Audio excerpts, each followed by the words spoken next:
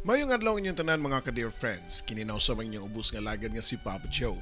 Magadalit sa ninyo ug lain na sad nga istorya sa kinabuhi nga pinadangat sa usa sa ato ang mga YouTube subscribers.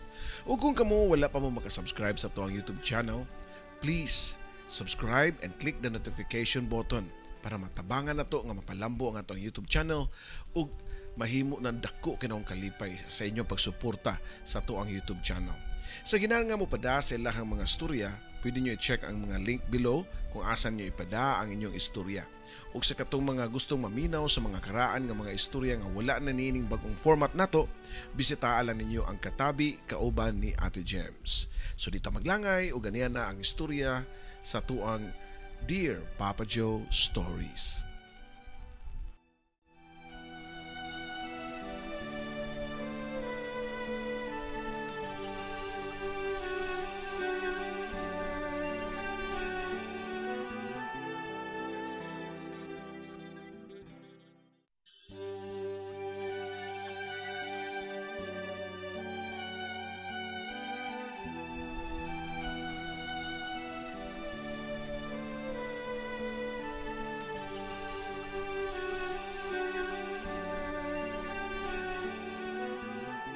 Ang atong istorya karon pinada sa tuang igsuon nga si Benji nga naguluhan og kinsa siya.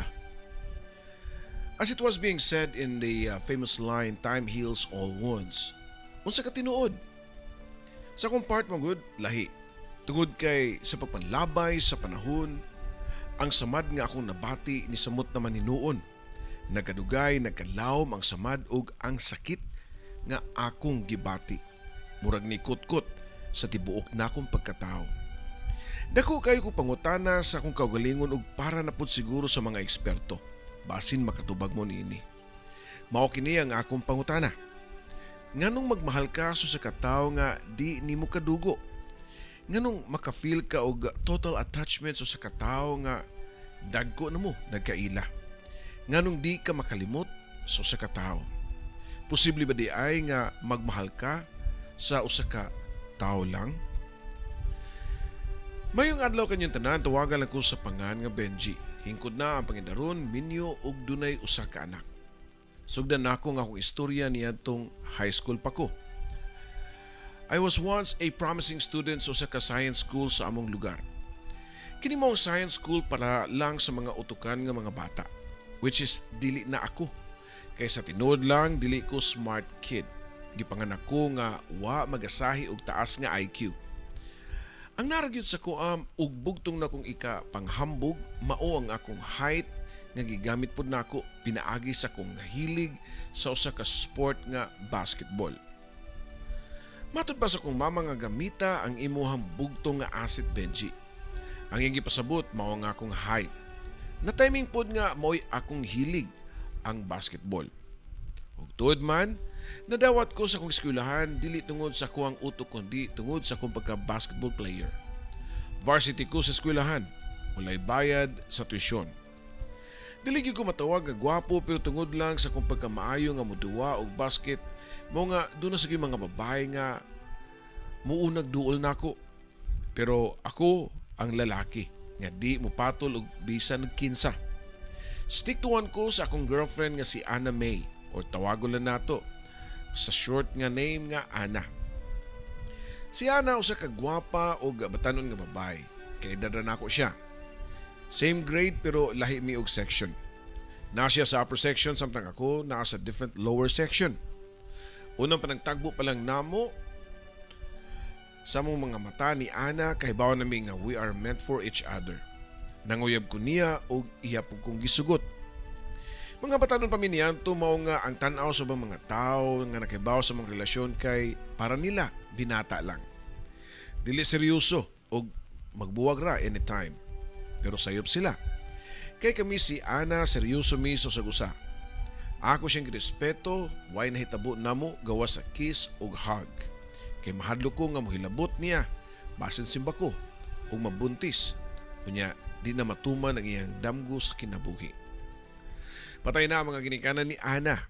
Na siya nagpuyo sa iyang tita o ang iyang tita pod ang nagpa-eskwela niya. Matud pa ni Ana nga wa siya laing damgo gawas sa mahimong usa ka public teacher. sama sa iyang namatay nga inahan. Ako pa siyang gijoke-jokan nga luya day nako no, wadi ko'y apil sa imong damgo. Matod ko pa nga to niya. Siyempre, kauban ka sa kong damgo, Benji. Ikaw niya ang amahan sa atong mga anak. Tubag pa ni Ana Papa Joe. Nalipay na ko niya to. Ako na pa siyang giingnan nga willing ko nga mahimong amahan sa imong anak, Ana. Pila man kabuk gusto nimo? As many as possible. Mao yang tubag kay gusto ko na siya og big family para di magmingaw sama sa nitabo niya nga solong anak sa iyang nitaliwan nga mga ginikanan. Wa siya kadua. And she described her childhood as a very sad childhood, labi na sa parehong nagtrabaho pa ang iyang mamagpapa. Siya ray mahabilin sa balay kauban ang nagbantay niya. Og diyang nitaliwan na ang iyang mga ginikanan, nisamot ka masulubon ang iyang kinabuhi. Ako ipasalig nimo ana nga di ka magmasulubon basta ako ang imuhang mabana. Maghimo tagdaghang anak. Pirming saba og lingaw ang atong balay. Kay ako may mag-leader nila. Maghimo mig basketball team. Ug ang mga babae natong anak, buhaton natong mga cheerleaders.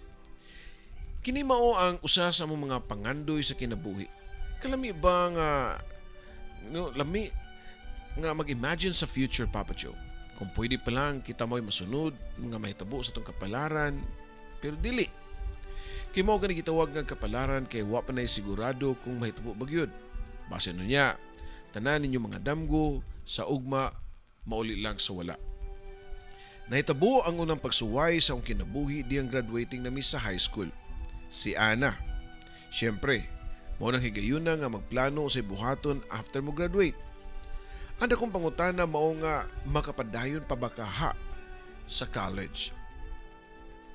Sa akong part, I'm full og enthusiasm ug motivation nga mo apply pagka varsity sa mga lain college universities. Daghan akong lista nga mga eskwelahan nga ako ang prospect. Pero lahi si Ana. Maglisod na daw kuno siya pagpadayon sa pag-eskwela og college kay di na makagasto ang iyang tita. Ako siya gingnan nga mag-working student ka or mo-apply ka og academic scholarship which is iyapod nga gibuhat. Ug tuod man nadawat siya isip usa ka working scholar sa usa ka university. Samtang sa laing bahin nadawat pud ko as a varsity player sa lain pud nga university. O kinaunta mong kahimtang ay nga lisod kay naa pa maghihapon ang mga gastuhan bisan og way bayad sa tuition. Pero pirmi na ko isulti kang Ana nga mag-antos lang sa ami. Kay asa raman unya na ug makagraduate nami ug makatrabaho. Mag-antos lang uta ta para masantos. Abi na una kasabot si Ana pero wa di ay. Usa ka adlaw ni Ana mao lang ko nahibaw-an nga kasluno na siya. So sa kalalaki nga nagpangan og Rob. Ana kasakit pagyud kay wa man lay balita bisan og gamay. Wa pag kunya buwagi. Basta kalit lang. Nga di na siya magpakita nako. Kunya pagadto nako sa ilahang balay, ang iyang tita pa aningon nako nga kasluno na si Ana nining lakiha nga si Rob. Ang gihang iyang tita nga, tita, pwede mag-istorya kang Ana bisan kadyot lang? Promise di ko maghimog kagubot. Gusto lang ko makakita niya bisan og kadyot lang. Dili unta musulti ang tita og asa si Ana. Kaysa unang ingon niya, nako, wa na sila si Ana nagpuyo sa ilaha. Gihatagan ko niya og cellphone number ug mao dato ang bagong number ni Ana. Tawgi siya siyang number before ka moadto anang address sa bago niya gipuy-an. Matud pa siyang tita dungan sa paghatag sa address. At first nagduha-duha siya og hatag nako sa address ni Ana, pero dugay naluoy siguro siya nako. Nakalakaw nako sa ilaha pero wa ko muli sa amo. Akong giadto ang address nga gihatag sa iyang tita. O dito nako nahibaw-an nga mao na dito ang balay sa papa ni Rob. Nasyak pa ko kay kailara ko sa papa ni Rob, kay teacher namo pagka high school. Ako na gitawgan ang number og di mo tubag pero diyang akong gitextan nga og di siya mapakita nako mapugos kog saka sa balay nila ni Rob. Mukatkat ko sa gate kumahimo. Balagmaan ko gaakyat bahay o kawatan. Basta buhaton nako ang tanan niya tong gabi una. Magkaistorya lang duha. Ayun nagbuhat ta bench. Ang pag-iskandalo paabuta ko sa gawas. Reply pa ni Ana Papa Joe. Nagpaabot ko sa ka medyo tago nga lugar. According sa instruction ni Ana nga di mi dapat magpakita sa mga tao, labi na sa ilang mga silingan. Human sa mga 10 minutos na akong pinaabot niabot si Ana nga expressionless ang noun. Meaning, blanco ang ekspresyon ni ini. Lawom ang mata, murag pirmi nga nagtanaw sa layo. Kay bawo ko nga napugos lang kaan, o sa hinungdan nga nung kalit man ka nagpakasal ni Rob nga di man mo uyab. Ug sure po ko nga di ni mo siya love. Diretso ko pa nga pangutanan niya. Kinsan mo pa kay Bao Bench nga di na ko love si Rob. Tubag pa niya Papa Joe. Nakaibaw ko tungod kay sa kadugay na nato kaila ko nimo. Kibaw ko nga ako ang imong gihigugma. 101%. Sure ko. Unya, nganong sa kalit lang magpakasal ka ng lakiha? Kalmado ko pa nga pangutanan niya. Bisan pag-iyap akong giluiban pero taas pag-iyapon akong respeto niya Papa Joe. Usarag yun. Ang magpaubos para sa babae nga imong gihigugma. Ayaw pakasal niyaan, kita ang nagkahigugma ay. Pero ready na tanan Bench. Date na lang ang ipaabot. Tubag pa niya Papa Joe. Bahala na ng date diya uy. Ari na ko, kuy ta. Manlakaw ta. Palayo ta diri. I don't care og dahil abta na ka ang lakiha, duwaton gyapon ti ka. Matod ko pa. I'm sorry Bench pero dayon ang kasal namo ni Rob. Nakadesisyon ako. Tubag pa niya. Ha? Pero nga ano? Usay rason nimo nga magpakasal man ka na nga wa makakilabso sa katao. Medyo nitaas na ang akong tingog niya to. Laban ako si Rob pero di sama sa kong love nimo. But at least I have a feeling for him. Enough na nga mo grow og makatunan ra. Ang love ana in few days time. Hoy sama kasakit sa akong nadunggan Papa Joe. Nasukmag na ko ang hangin ug nakatuo ang akong mga luha sa kalagot. Kalmado si Ana samtang nagpasabot siya nako nga mas gusto niya si Rob nga pakaslan kay na ako na siya future. Murag iya rang gisagpa sa kong naong nga wa ko'y future. Medyo maayo man gud ang pagkabutang nila ni Rob. Maestro o maestra ang mga ginikanan unya paeskwelahon kuno siya. Siyang kurso nga no need na nga mag-working scholar. Gikapoy na kay ko sa kong life Bench. Wa ko'y family. Nahadlok ko nga di mahuman og eskwela unya magkalisod-lisod ko unya. I hope nga masabtan ko nimo. Wati ka gi-look down kay baw ko nga kaya nimo nga moasenso sa kinabuhi. Pero lahi gihapon kung dunan ako'y assurance sa lalaki nga ako mabana. Okay man si Rob. I know mahapir ako niya. Nakumot na ko ang naong sa kasakit sa gibuhian nga words ni Ana. Akong naong ako nakumot. Pagkaway ayo gyud nako. Wa ko'y future. Unsaon, aspiring basketball player rabi ako. Unsa may future ani? Maintag makasud kog PBA, which is imposible nga mahitabo. Unsa may mahitabo nako? Ako na lang i-give up. Sige an, mom kay imong desisyon, wala ko'y mahimo. Lisod di pamugos ang akong kagalingon nimo. Sige na, you can go. Matod ko pa ngadto niya. Ha, unya ikaw? Tubag pa niya. Mula ka ora ko ron taod, pabugnaw sa ko. Tubag ko pa. Hinay nga nitalikod si Ana. Nilakaw unya pagabot sa unahan, nilingi siya nako. Nagpaabot pa ko nga unta mausab ang iyong nahuna og mubalik nako. Nagpaabot lang gihapon ko, pero wa niya buhata. Instead, ni padayon siya lakaw, hangtod nga nawa na siya sa akong pananaw. Igo na lang ko sa pagtanaw sa iyang likod. Hangtod nga wa na siya completely. And that was the last time I saw Ana. After a few weeks, gikasal gyud siya ni Rob. Ug tungod sa akong frustration ug disappointments, nagpakasal pugog ako. Nakigminyo ko sa babae nga di nako mahal. Siya si Mary. O Marie. Usa ka professional, dunay career, gwapa, taas, sexy, buutan ug mapinanggaon nga asawa. Unya, nakaanak po mi ug usa. By the way, humanday sa pagpakasal ni Ana siyang bana na wad-an na pukugana nga muduwa og basketball. Niundang nako sa akong pag-eskwela og nag-assistant mekaniko ko sa kong tiyo nga tag-iya og mechanic shop. Dito na ko diskubrihe nga doon na po ko'y talent sa pag-ayo og mga sakyanan. Sa among duha ni Marie, Siya mo'y dako kita. Doon naman po ko'y income kay daghan man magpaayo sa shop. Pero basin og katunga ra nga kung kita sa sweldo ni Marie. Pero wa na niya isagpayan. Wa ubsa ang pagtan-aw ni Marie diri kanako. In fact, suportado kay ko niya. Doon na siya plano nga himo mi og laing branch nga auto shop. Gawas nga mas dako ug mas high-end, siya kuno ang mukapital. Pero plano pa lang na.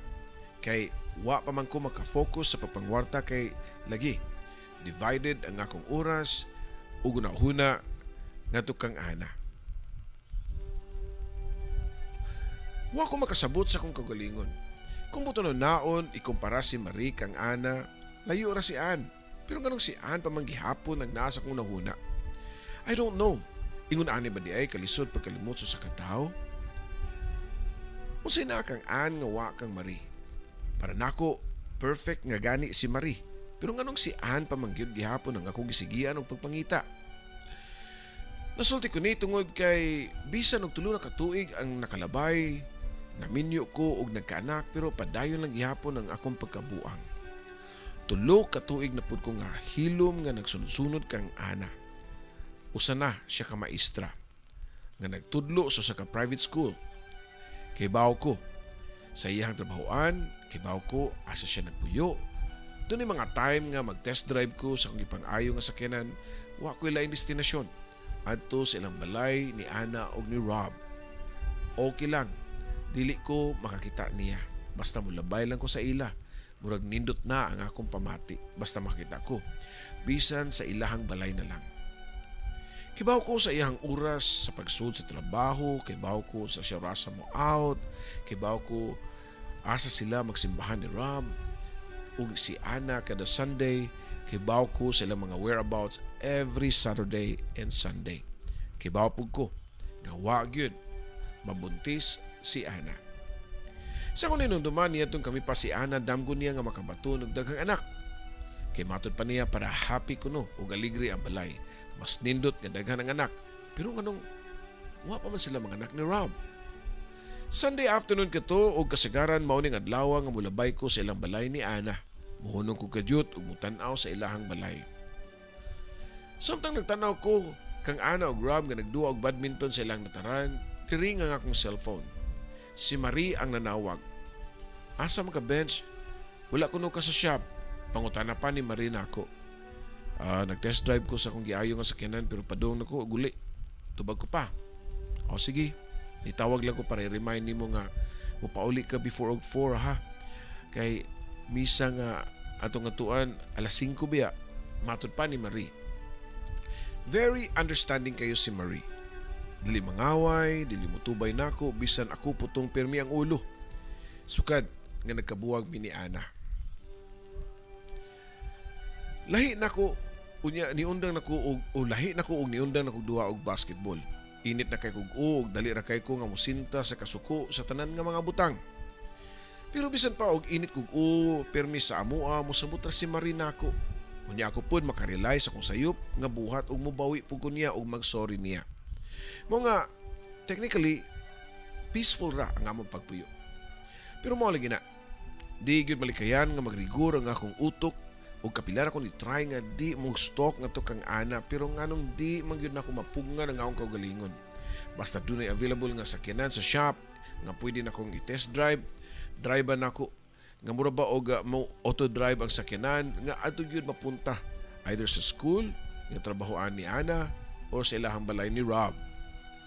It was July 4, anniversary na mo ni Ana kanang date nga Independence Day sa Amerika. Mao na ang adlaw nga gisugot ko ni Ana. Di ko makalimot anang adlaw. Kay lagi, US Independence Day na. Mo'y pagpakauyab na munduhan ni Ana. July 4 kato og niadto ko sa eskwelahan nga iyahang gitudluan og nagpaabot ko nga mogawas siya. Actually kay bawon ako sa iyang schedule. Mogawas siya og mutabok sa atbang nga convenience store para mamalit sa iyang mga snacks. Dali ko nigawas sa sakyanan og isundan ako si Ana nga nisud sa kagamay nga convenience store. Nakita siya nako. Nakuratan siya nga medyo napaatras. Murag sa tan-aw nako gustong mudagan og musibat palayo pero na corner nako siya. Unya wa na pud siya makahatag o matagaay og sukli sa tindero sa convenience store. Hayan, mubo ko pa nga greet nga tunyad lang smile. Bench, nagunsa ka din Kay mao day ka nga diri ko dapita nag-work. Pangutana pa niya nako. Ha? Wala nilabay lang ko din while nag-test drive. Wala tiyo ang nakita ti ka nga nigawas sa school. Mo nga gisundan ti ka.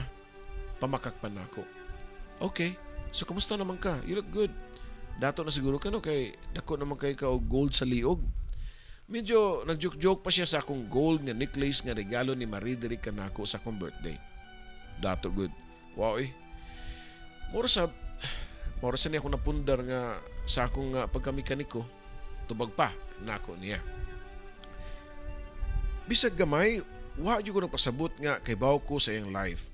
Nangumusta ko niya. How's her married life?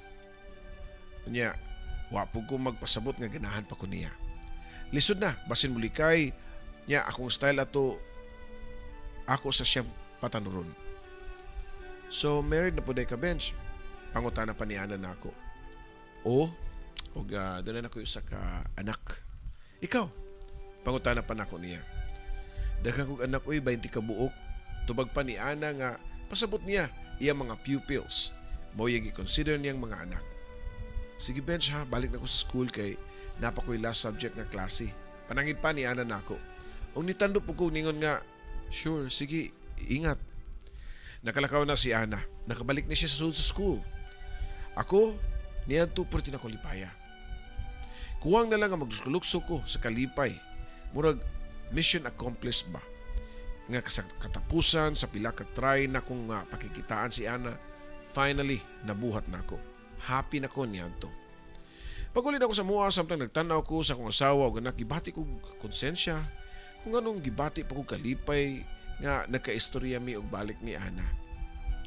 Pero igo lang ko sa pagpabugnaw o gaging na akong kagalingon nga nganong makonsensya man ka nga wa man kay gibuhat nga dautan.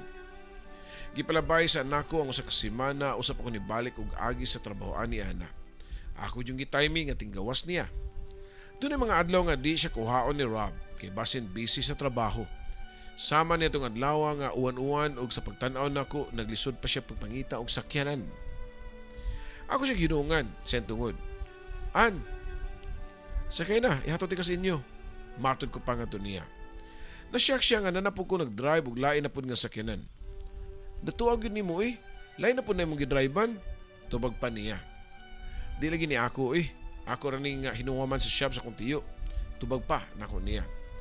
Dili ito siya musakay pero nikusog naman yun ang uwan. Mabasa siya o di siya musakay. Nihit pa kayo ang taxi. Pagsakay ni Ana, ako siya gipangutana og asa siya gapuyo. Bisag kay bawo gugugod og asa siya nagpuyo.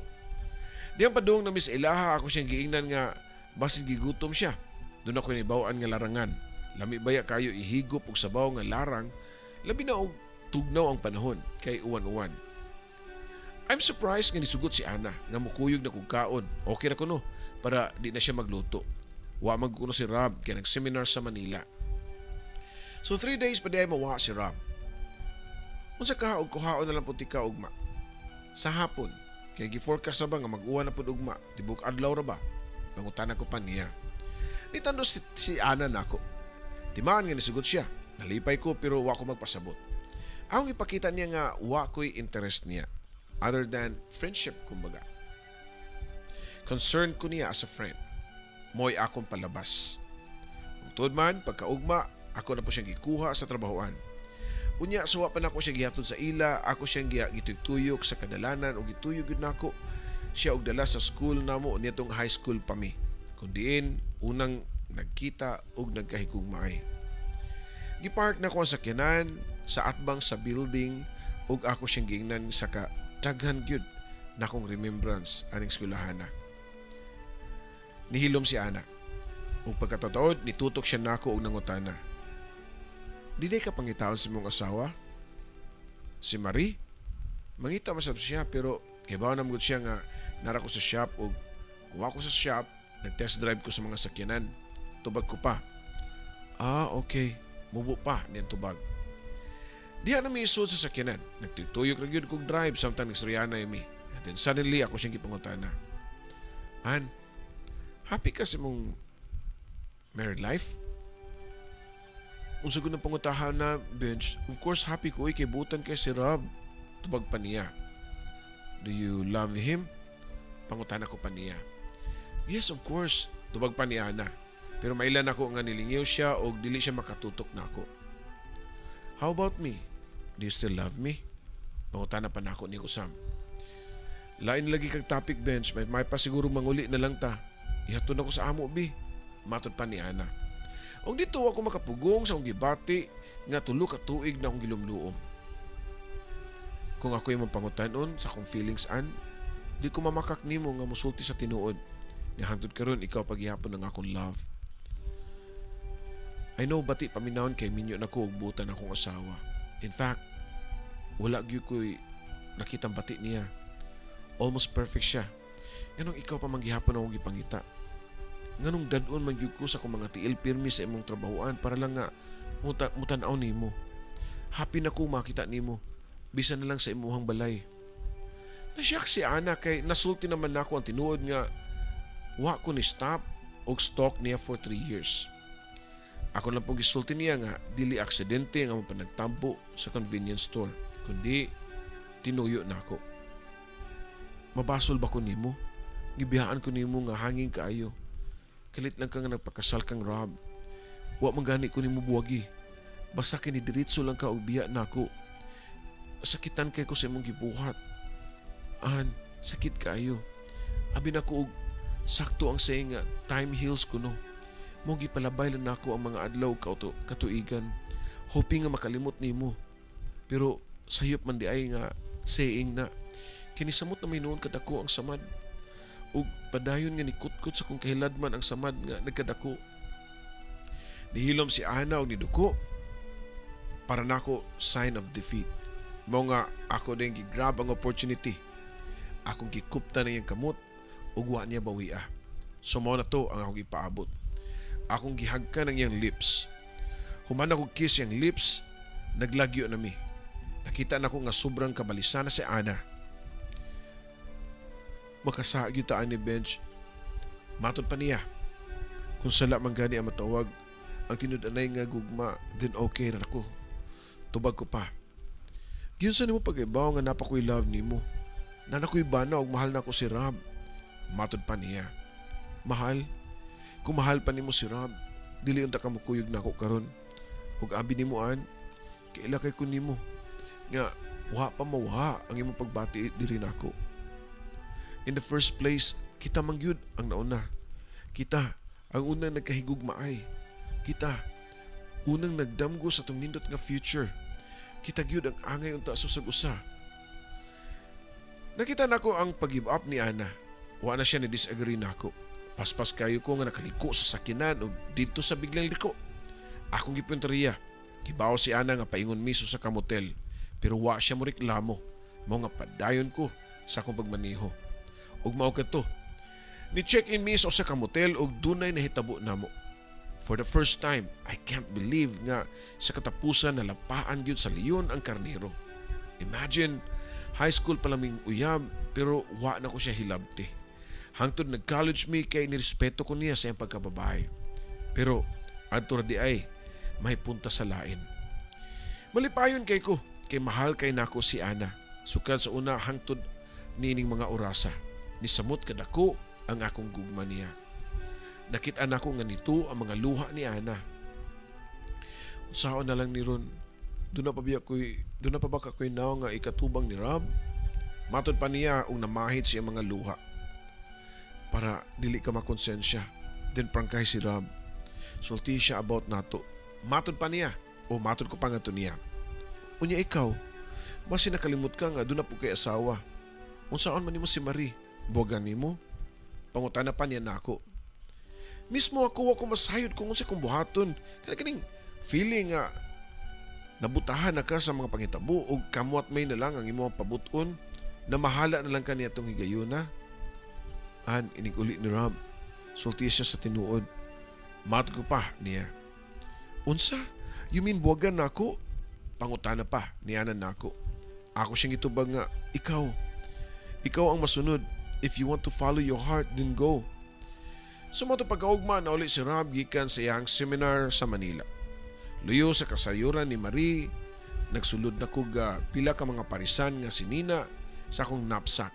Ug ako kini gitaguan sa shop sa akong tiyo. Andam na ko ug nagpaabot na lang ko nga mutawag si Ana nako. Pero wag ko'y tawag nga nadawat gikan kang Ana. Ako lang gyapon gipaabot nga hatagan ako siya enough time kay basin naglisod lang siya sulti sa iyahang bana. Pero duha ka adlaw nang nilabay, wag gyapon nanawag nga Ana. Walay text, wala tanan. Mao nga naka-decide ko nga ako na lang ang mutawag niya. Pila ka ring ang ako nadungog, usa pa nitubag si Ana sa akong call. Hello Benji. Nadungog ko pa nga tingog ni Ana sa pikas linya. Masabtan nako ang iyang tingog nga dunagoy bad news. Sakto ko sa akong pagpanag-an. Kiningon siya nako nga nahibaw na si Rob about nato. Nasuko siya at first, nag-wild, gipamuak niya ang mga gamit, pero di niya kaya nga i-give up ang among relasyon. Gidawat gyapon ko niya sa usa ka kondisyon nga di na ko makikita nimo. Mao nga ikaw Benj, dili pa uwahi ang tanan. Makasala mo gyud ang tanan pero di pa siguro uwahi ang tanan nga magbag-o. Mahala imong asawa Benj, do na mo'y anak. Ayaw itugot nga laing bata na pud ang mabiktima sa laing broken family, broken home. Wala ko hatagi gigayon si Ana nga makatubag o wa ko hatagi o gagayon ni Ana nga makatubag pa ko sa pikas linya. Kay bawas ko siya nga ako na siyang gihapong i-convince nga mukuyog na ako. Gi-off dahil niya ang cellphone without saying goodbye.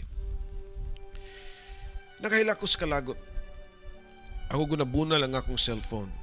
Diha ako sud sa office sa shop niya to ug way nakakita nako.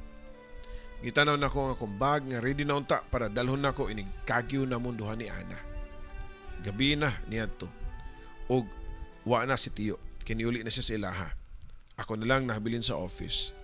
Nigawas ko nipalit ko beer sa tindahan unya nag-inom ko nga nag-inusara. Pagkatotoo nanawag si Marina ako. Sige ring ang cellphone pero wa na ko gitubag. Pagkahubog nako dito rapod ko natuog sa shop. Padayon sa pasigig ring ang cellphone. Si Marie ang caller pero wa gyapon nako tubaga. Mga kadlaw na to mao'y nipukaw na ako si Marie. Iya kong giapa sa shop. Gisultihan man siya ni Tiyo nga nara ko sa shop pero natinga siya nga unya naghilak pag yun. Mao kini unang nigawas sa iyahang baba Papa Joe. Kinsa imong babae Benj? Kinsa siya nga mao'y nakapausab nimo? Unsa di siya ka special nga makaya nimong ibaylo niya ang atong anak? Matod pa ni Marie nga naghilak. Iyon sa nung pag-ibaw. Bubo ko pa nga pangutanan niya. Wa na mo ko ilang masulti. Dili ko bugo Benj oy. Ang mga late nights nga pag-uli nimo, ang mga times nga mawala kag kalit sa shop, bisan og dili angay test drive ang sakyanan, imog yung dadon para lang makaduaw ka sa imong babae. Isultihan ako ni Tiyo sa imong mga katingalahan nga binuhatan. Sama na ako. Di pud bugo ang imong Tiyo. Halata ra kay ka uy. Ang utok nagsugo nga mamakak lang gihapon pero ang akong kasing-kasing gusto nga mutugan sa tinuod. Maayo kay si Marina ko. Wa siya sala nako. Ug usa pa naluoy na kayo ko niya nga nagsigi og hilak. Sigig pangutana og kinsa nga akong babae. Ana iyahang name. High school sweetheart na ako siya pero wa na mi Marie. Matod ko pa nga to niya. Pero paspas kayo ang kamot ni Marie nga nakasagpa diri ka nako. Kanus alang? Kanus alang mo nagbuwag? Karon lang? Unsa di ayon tay plano ninyo? Magtabad mong duha no? Mao di ay nga nakaibag diri og isudan nimo mga sinina. Nagplano ka nga biyaan mi. Kung mao na ang imong giplano nimo, sige lakaw. Padayon na, pagtabad mo sa imong babae. Kasukad karon di na ko musugot nga musud pa ka sa tua. Anyway, ako am ng balay. Akong kwarta ang gipatukod ana. Sa kagamay sa imong kita, bisag haligi wa kay ambag anang balaya. Mo nga anger pug ka nga mulayas. Usa sa pinagbawal ni Marie nako, mao nga di siya gusto magpakita ko sa mong anak. Hinon 2 years pa ang mong anak niadto. Makabantay siguro ang bata nga wa na siya daddy. Pero sa ngadto-ngadto, iyara ko makalimtan. Ug mao ka nang gustong may tabo ni Marie nga ma-erase ko totally sa hunahuna sa akong anak. Wa na ko makauli sa amoa. Diyan ako nagpuyo sa shop ni Tiyo. Padihayon na gapon ko sa trabaho dito. Sa adlawan kanang mabisi ko dali rang kalimtan ang pangitabo. Malipay ko og daghang customer pero ini kagabi kanang ako na lang usa. Diya na mo register ang tumang kamingaw nako sa akong anak. Ang buhaton mo ato ko sa mambalay ni Marie pero magpaatbang ra ko. Di ko magpakita. Malipay kay ko nga igawas sa yaya ang bata og adto magduwa-duwa sa terrace kay makita nako ang akong anak. Nabali na may ninuon ng panahon. Sa una ato ko sa balay ni Ana magpaatbang karon nana ko sa mua. Ang nakasakit kay di ko makaduol sa among anak. Mo na kadto ang akong buhaton pirmi. Basta mingawon ko sa akong anak, moadto ko sa atbang sa among balay. Usahay si Maria kung makit-an nga magkugos-kugos sa among anak. Samtang naglantaw ko lang duha ni Marie ug sa akong anak, di na ko mapugngan nga makatuo ang akong mga luha. Nakarman ako sa akong gibuhat. Na-appreciate na nako ang beauty sa akong asawa. Nganong wa man ako na siya makita. Sa una, nga iyang mga qualities. Siguro tungod kay nabutahan ko sa muang unfinished business ni Ana. Nasaksihan nako ang 4th birthday sa akong anak pero wa ko pakita. Unya diyang niskwela na ang akong anak, gihatod siya ni Marie og nagpicture-picture pa sila. Gipati na pud nako ang kaguol kung wa pa ko nagbinuang. Kami pauntan duha og nihatod sa among anak sa school. Kami untang tulo ang magpa-picture-picture sa first day sa klase sa akong anak. Mga tunga-tunga na to sa school year sa akong anak. Doon na sila event sa school. Cute kayo ang akong anak na nagsuot og Japanese costume sa ilahang United Nations program. Naglakaw silang duha ni Marie o akong anak padung sa taxi nga ilang sakyan. O dito wa na ko makapugong sa akong kagulingon og niduol ko nilang duha. Diyan ako sa katubangan og si Marie na shock pagkita nako. Abig yun nako og iyakong abugon. Abi nako og iyakong kasab-an or awayon pero hilom lang siya nga nagtan-aw nako. Kinsa na siya, mami? Pangutana pa sa akong anak. Wa ko ma-expect sa itubag ni Marie sa pangutana sa mong anak. Gikuptan niya ang kamot sa mong anak o gipaduol sa kutubangan. Anak, he's your father. Matod pa ni Marie. O dito, naglumbaanay nagyud og pangatagak ang akong mga luha. Akong gigakusdayon ang akong anak. Daghan og mga pangutana akong anak diin ko gikan nganong karon lang ko nagpakita niya. Pero si Marina ang nitubag. Mo nga, wa ni mo makiti si Daddy Pirmi sa house kay nag-work man siya. Matod pa ni Marie. Ug mao na kadto, akong gipasakay silang duha sa akong sakyanan. Dayon akong giatod sa balay. Nalipay ko nga nag-istorya migtarong ni Marie. Linaw na yung nahuna niya to og nagsinabot nami o nagkasinabot nami nga hatagan ko niya second chance. Ug usa. Ang usag-usa pag yun for the sake namo o for the sake sa mong anak. Last chance ang gihatag ni Marie nako. Mo nga angay na kong ampingan nga di ko masayo pag-usam. Gipasaylo ko ni Marie. Iya kong gidawat pagbalik o gipadayon sa iyang balay. Mao kadto palang daan dako na kayo na kong pasalamat niya. Doon yung mga butang para nato dili pwede. Sama ka Marie nga dako kayo kapungot nako pero after 3 years iya ra ko nadawat og napasaylo. Matod pa niya nga dili lang kay tungod sa bata kundi mahal ko niya. Og willing siya nga mo take og risk nga dawaton ko niya pag-usam. Daghang salamat pa ba Joe ginawat paunta nga nakuhaan og pagtulunan sa mga followers kining akong istorya. Usaray akong masulti ninyo. Labi na sa mga minyo nga di pa mo musugal sa usa ka tentasyon hunaunaan ninyo daan sa makadaghan. Kaya ang pagbasol pirming naa sa uwahi. Dini lang kutob ug daghang salamat. Yours truly, Benji.